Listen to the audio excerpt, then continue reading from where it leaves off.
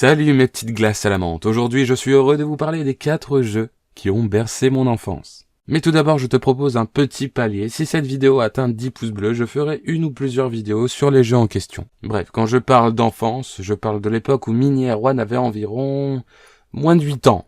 Ouais, ça fait déjà un bail. Commençons par le plus classique de tous, Resident Evil, premier du nom.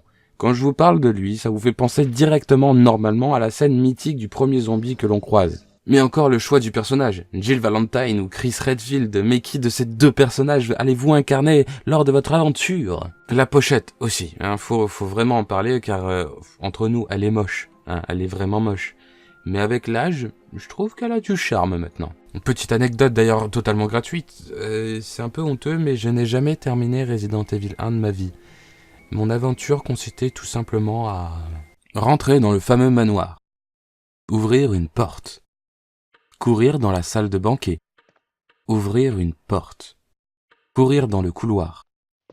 Cinématique du zombie. Passons, je me suis toujours posé une question. Pourquoi Jill commence avec un putain de pistolet et Chris avec un vieux couteau? Je me faisais toujours déglinguer avec lui, je le prenais jamais. Toujours en restant dans l'univers de Capcom, Dino Crisis bordel, Dino Crisis. Pour les personnes ignorantes, car oui, il y en a, c'est Resident Evil, mais avec des dinosaures. Avec le réalisme bien sûr dans le cul, faut pas déconner, car un raptor c'est censé courir vite, on est d'accord. Avoir une intelligence assez développée et tout le tralala. Là non, rien de tout ça, c'est des raptors qui avaient fumé un gros winch sa mère juste avant le tournage. En vrai, je devrais les appeler Raptor 21. Je n'ai pratiquement rien à dire sur ce jeu, à part que c'est ma petite pépite qu'à cette époque je l'adorais malgré le fait que je ne l'avais jamais terminé lui aussi, comme tous les jeux de cette vidéo, mais...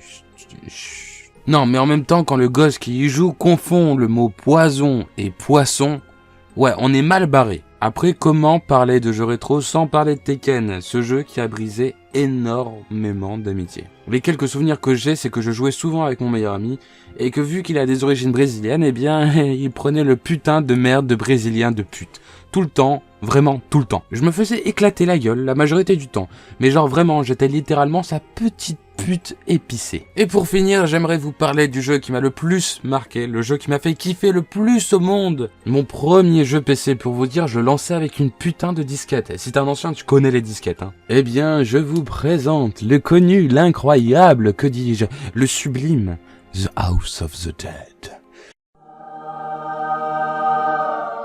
Alors si tu connais pas, c'est un rail shooter, en gros, le personnage il bouge tout seul et toi tu dois tirer sur les ennemis. J'ai passé des heures entières sur les genoux de mon père à essayer de finir le jeu et de tuer tous les boss, et bordel, qu'est-ce que c'était dur. J'ai d'ailleurs réussi à le retrouver avec beaucoup de mal, et c'est tellement bon sérieux de pouvoir y rejouer quoi.